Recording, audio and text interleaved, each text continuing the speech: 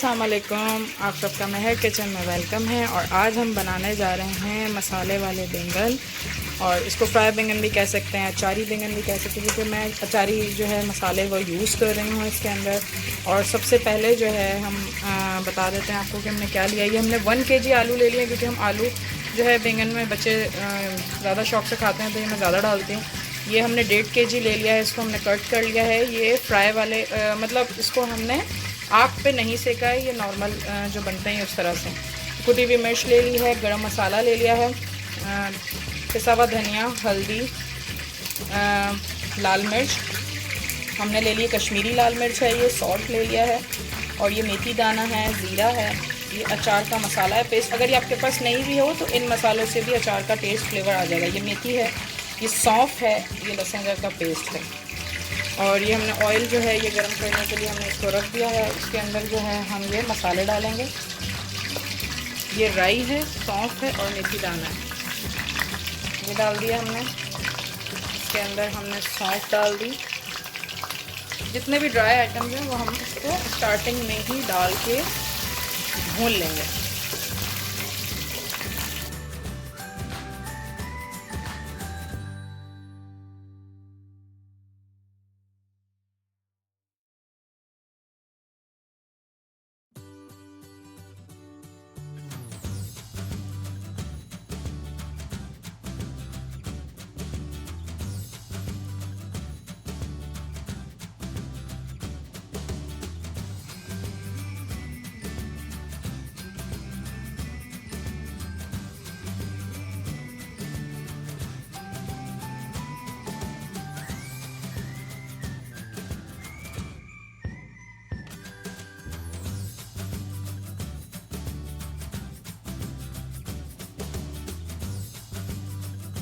ये देख सकते हैं, इसमें हमने हाफ़ कप जो है पानी डाला है, ताकि ये मसाला जो है जले नहीं, अच्छे से बन जाए। और ये जो है ये आप अपने हिसाब से डाल सकते हैं। अगर आपको 1 टेबलस्पून डालना है तो मैं जो डाल रही हूँ, मैं इसमें ये 1 टेबलस्पून डालूँगी, इनफ है, क्योंकि ये ऑलरेडी मैंने अचार के मसाले डाल दिया था। आपके पास अगर ये पेस्ट नहीं है तो आपको ज़रूरत नहीं है डालने की, आप उसमें वैसे भी इसको बना सकते हैं। और बहुत झटपट सी रेसिपी है, इसको 20 मिनट लगते हैं और ये रेडी हो जाती है।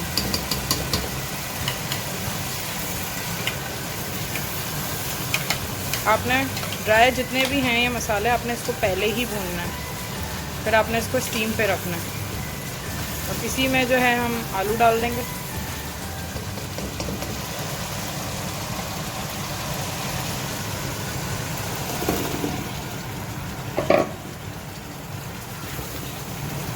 ये हस्बैंड की फेवरेट डिश है मेरे, तो आज की ये जो डिश है ये मेरे हस्बैंड के नाम।